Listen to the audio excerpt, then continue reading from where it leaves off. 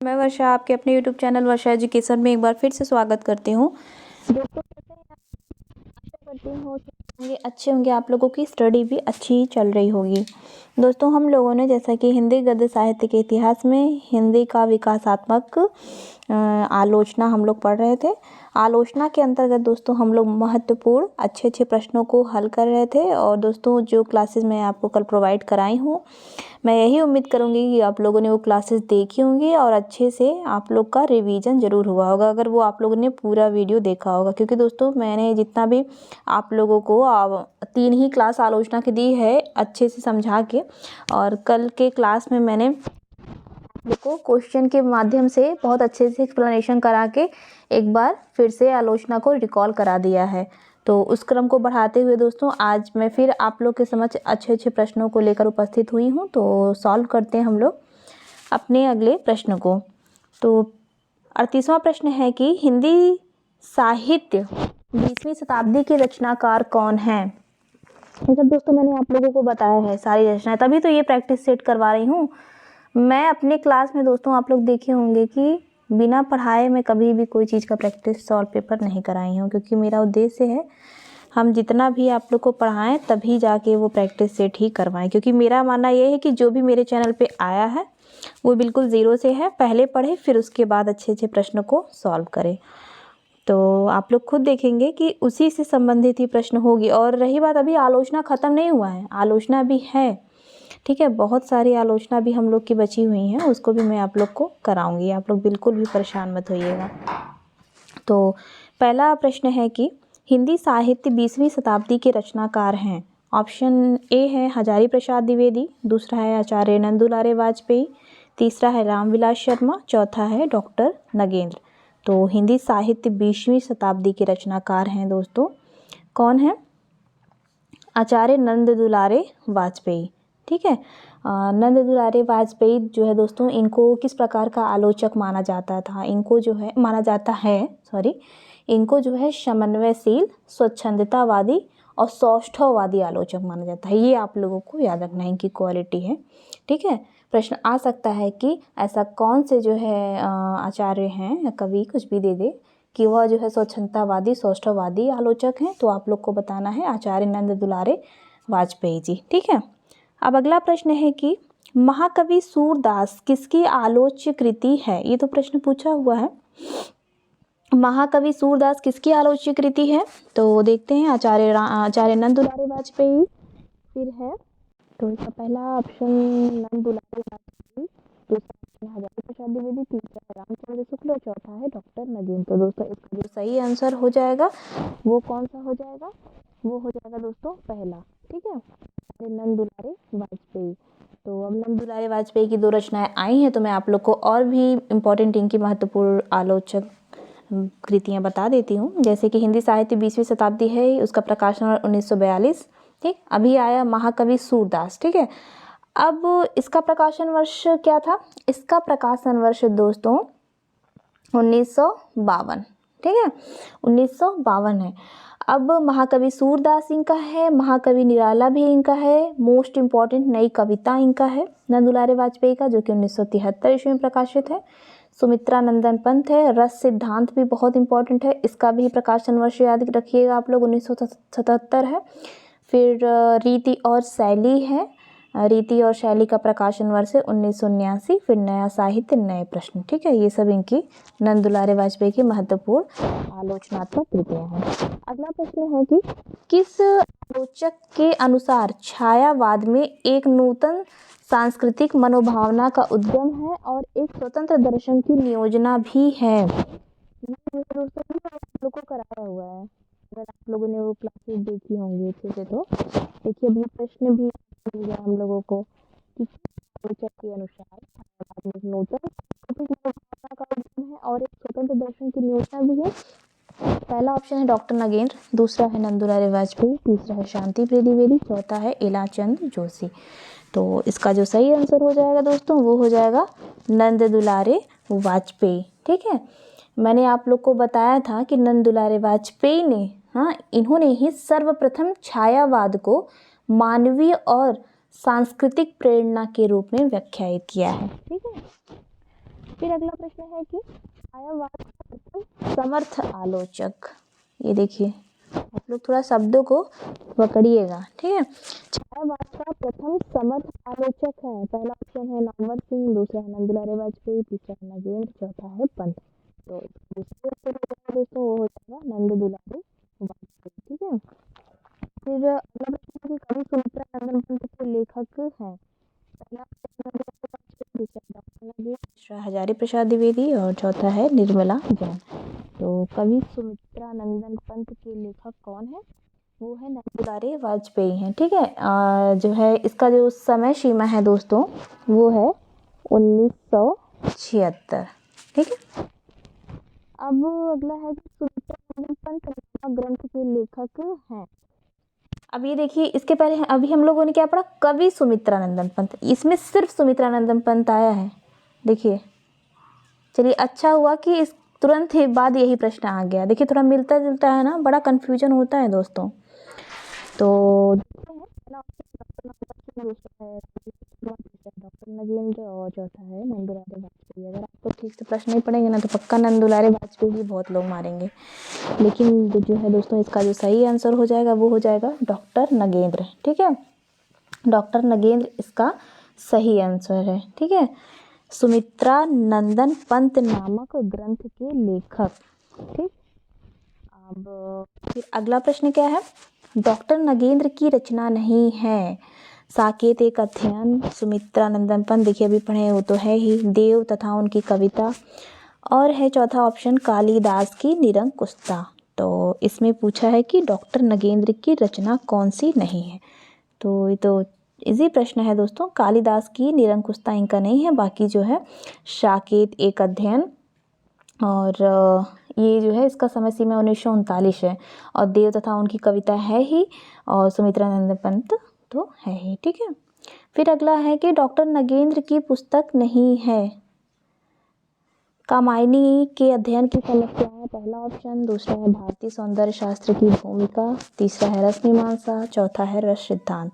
तो इसका सही आंसर हो जाएगा दोस्तों वो हो जाएगा रस मीमांसा, ठीक है। बाकी ये जो है कामायनी के अध्ययन की समस्या, भारतीय सौंदर्य शास्त्र की भूमिका, रस सिद्धांत, ठीक है, इनका है। और इनका डॉक्टर नगेंद्र का और भी बहुत सारी है इम्पोर्टेंट आलोचनात्मक कृति, जैसे राम की शक्ति पूजा, ठीक है, और रस सिद्धांत तो है ही इनका यहाँ पे। और एक है दोस्तों मुझे याद है, नई समीक्षा नए संदर्भ, हाँ नई समीक्षा नए संदर्भ डॉक्टर नगेंद्र की पुस्तक है, 1970 ईस्वी में प्रकाशित है, भी बड़ा इम्पोर्टेंट है। फिर कामायनी के अध्ययन की समस्या है, और भारतीय काव्य शास्त्र की भूमिका, भारतीय सौंदर्य शास्त्र की भूमिका, ठीक है। भारतीय जो काव्य शास्त्र की भूमिका है वह 1955 ईस्वी में प्रकाशित इनकी रचना है। भारतीय सौंदर्य शास्त्र की भूमिका 1972। सबका समय भी आप लोग याद करते हुए चलिए। फिर अगला है प्रश्न कि साकेत को जीवनवादी काव्य किस आलोचक ने माना है, ठीक है। साकेत को जीवनवादी आलोचक, पहला ऑप्शन है डॉक्टर नगेंद्र, दूसरा है मुक्तिबोध, तीसरा है नंदुलारे वाजपेयी, चौथा है शुक्ल जी। तो इसका जो सही आंसर हो जाएगा वो हो जाएगा डॉक्टर नगेंद्र, ठीक है। साकेत एक अध्ययन है ना इनका, तो उसी में है। अगला प्रश्न है कि किस प्रगतिवादी आलोचक का अन्य प्रगतिवादी आलोचकों द्वारा विरोध किया गया था। तो पहला ऑप्शन है शिवदान सिंह चौहान, और दूसरा है रामविलास शर्मा, तीसरा है प्रकाश चंद्र गुप्त, चौथा है मुक्तिबोध। तो इसका जो सही आंसर हो जाएगा दोस्तों वो हो जाएगा रामविलास शर्मा, ठीक है। दोस्तों कई बार जो है जैसे कि अब मार्क्सवादी आए या प्रगतिवाद, ठीक है, एक ही है, ठीक, ये आप लोगों को याद रखना है। और मैंने आप लोग को बताया था कि हिंदी का प्रथम मार्क्सवादी आलोचक कौन है? शिवदान सिंह चौहान, ठीक है, शिवदान सिंह चौहान। और प्रश्न इस प्रकार भी पूछ सकता है, इसमें से कौन मार्क्सवादी आलोचक नहीं है, जैसे कि प्रकाश चंद्र गुप्त दे दे, शमशेर बहादुर सिंह, रामविलास शर्मा दे दे, ठीक है, और चौथा ऑप्शन मतलब दे दे नंदुलारे वाजपेयी, तो कौन नहीं है। तो उस प्रकार से आप लोग को लगाना रहता है, ठीक है। अगला प्रश्न है क्या, इसमें हाँ 48वें पे है ना हम लोग। महावीर प्रसाद द्विवेदी और हिंदी नवजागरण के लेखक हैं। पहला ऑप्शन है डॉक्टर नगीन, दूसरा है नामवर सिंह, तीसरा है रामविलास शर्मा और चौथा है रमेश चंद्र शाह। तो इसका जो सही आंसर हो जाएगा वो हो जाएगा रामविलास शर्मा। महावीर प्रसाद द्विवेदी और हिंदी नव जागरण, इसका जो समय है दोस्तों वो भी आप लोग लिख लीजिएगा 1977। ठीक है। फिर अगला प्रश्न है कि किस ग्रंथ के लेखक रामविलास शर्मा नहीं हैं। अच्छा, रामविलास शर्मा का ना दोस्तों कम से कम हमें लग रहा है 15 से 16 कोई आलोचनात्मक कृति है इनकी, और सारी पढ़नी, एक भी नहीं छोड़ना है। ठीक है, रामविलास शर्मा का। तो इसमें पूछा है कौन सा नहीं है, देखते हैं। भाषा और समाज, नई कविता और अस्तित्ववाद, भारत में अंग्रेजी राज और मार्क्सवाद, फिर चौथा है कविता के नए प्रतिमान। तो इसका जो सही आंसर हो जाएगा कौन सा नहीं है, तो कविता के नए प्रतिमान नहीं है, बाकी भाषा और समाज है। और भाषा और समाज 1961 ईस्वी इसका समय सीमा है। नई कविता और अस्तित्ववाद ये जो है 1978 है। भारत में अंग्रेजी राज और मार्क्सवाद ये भी जो है दोस्तों कई बार पूछा है। ठीक है, ये भी इनका है रामविलास शर्मा का। फिर अगला प्रश्न है कि किस ग्रंथ के लेखक रामविलास शर्मा हैं।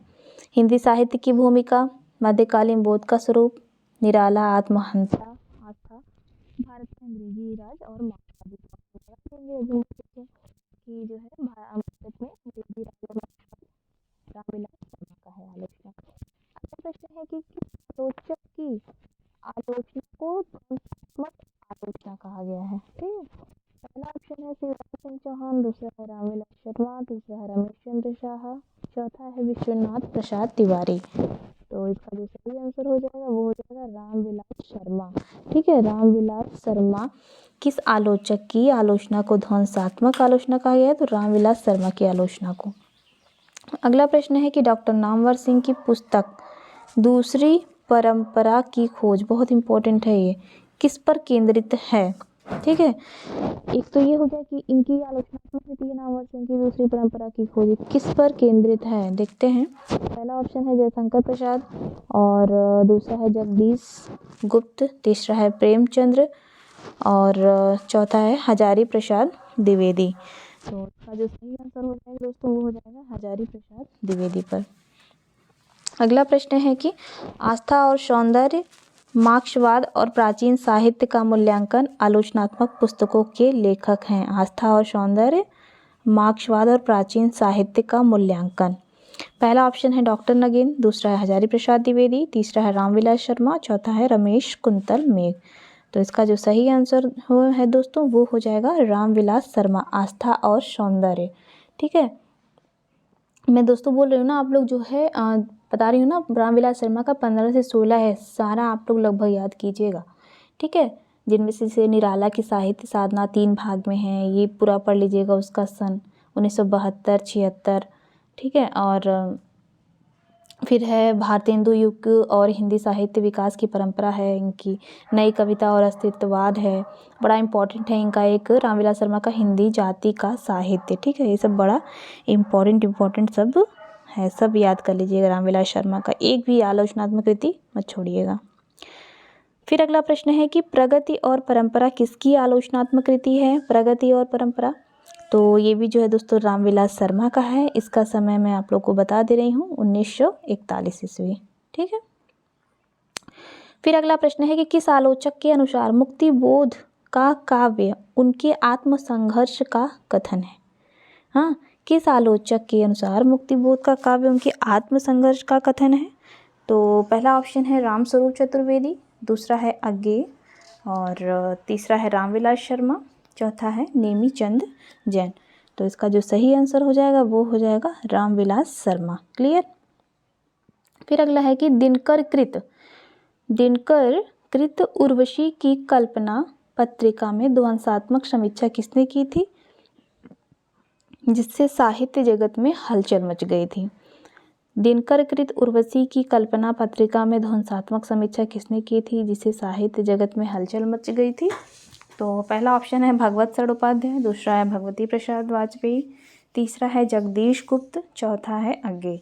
तो इसका जो सही आंसर हो जाएगा वो हो जाएगा दोस्तों भगवत शरण उपाध्याय। ठीक है, अगला प्रश्न है कि सांस्कृतिक आलोचना को और किस नाम से जाना जाता है।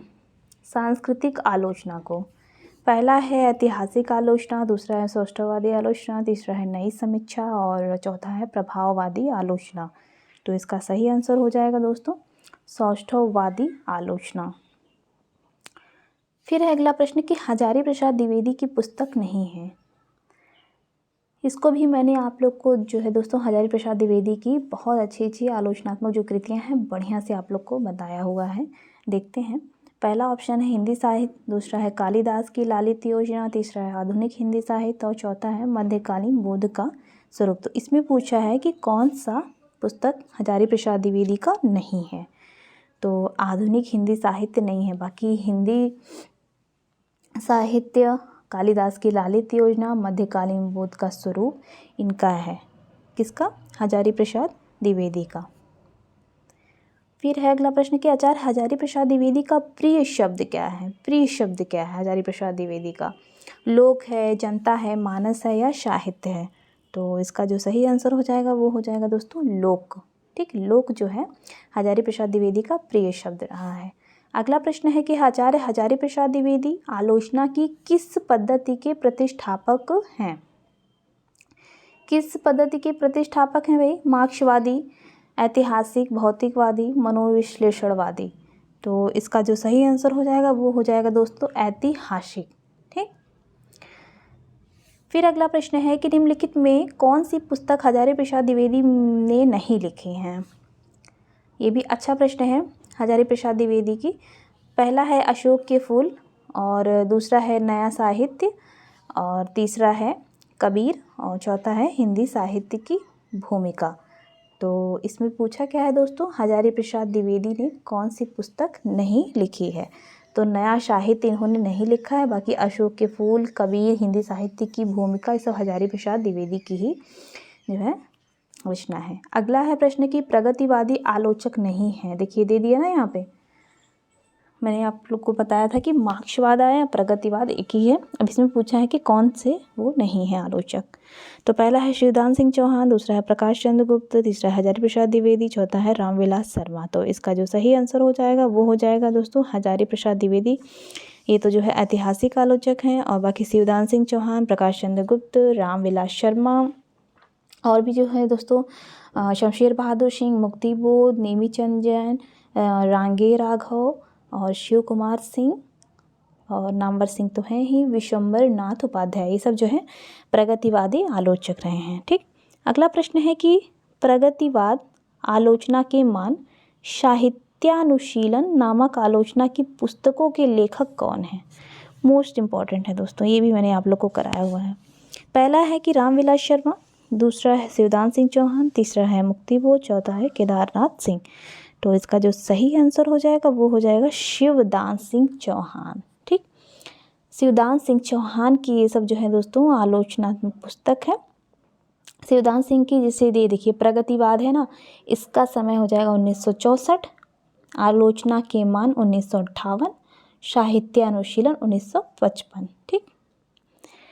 तो फिर अगला प्रश्न है कि सामंती संस्कृति की इस मायापुरी से शुक्ल जी हिंदी मानस को बाहर निकाल रहे थे, द्विवेदी जी उसे उसके भीतर ढकेल रहे थे। कथन है तो भाई इम्पोर्टेंट ही होगा। ठीक है, कथन किसका है? डॉक्टर नगेंद्र का, रामविलास शर्मा का, नामवर सिंह या डॉक्टर देवराज का। तो इसका जो सही आंसर है वो हो जाएगा दोस्तों रामविलास शर्मा का यह कथन है। ठीक है। अगला प्रश्न है कि वाद विवाद और संवाद छायावाद पुस्तकों के लेखक हैं। वाद विवाद और संवाद छायावाद पुस्तकों के लेखक हैं इलाचंद जोशी, नामवर सिंह, अज्ञेय, रामविलास शर्मा। तो इसका जो सही आंसर हो जाएगा वो हो जाएगा दोस्तों नामवर सिंह। ठीक है। अगला प्रश्न हम लोग देखते हैं कि हिंदी के काव्य भाषा परक समीक्षक कौन है? पहला है नामवर सिंह, दूसरा है नेमीचंद जैन, तीसरा है रमेश कुंतलमेघ, चौथा है रामस्वरूप चतुर्वेदी।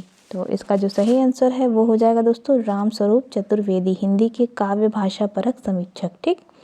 अगला प्रश्न है कि संवेदनात्मक ज्ञान और ज्ञानात्मक संवेदन सूत्र के प्रयोक्ता हैं। कौन है? मुक्ति बोध हैं, रमेश कुंतलमेघ हैं, विजयदेव नारायण शाही, भारतेंदु हरिश्चंद्र। तो इसका जो सही आंसर हो जाएगा वो हो जाएगा मुक्ति बोध। ठीक है। संवेदनात्मक ज्ञान और ज्ञानात्मक संवेदन सूत्र के प्रयोक्ता। तो दोस्तों आज की क्लास में मैं यही समाप्त करती हूँ। उम्मीद करेंगे कि ये क्वेश्चन आप लोग को बहुत अच्छे से समझ में आया होगा और अच्छे से आप लोग का रिवाइज हो गया होगा। तो दोस्तों इसके बाद हम लोग जितने और भी प्रमुख आलोचक हैं उनकी हम लोग आलोचना पढ़ाएंगे। फिर उसके बाद हम लोग फिर से जैसे इस प्रकार से 2 क्लासेस हम लोग प्रैक्टिस सेट की हैं आलोचना की, फिर उसी तरीके से करेंगे, ठीक है, ताकि जो है आप लोग की तैयारी अच्छे से हो जाए। तो दोस्तों अगर आप लोग को ये क्लास अच्छी लगी होगी तो लाइक ज़रूर कर दीजिएगा, ठीक है। तब तक के लिए धन्यवाद।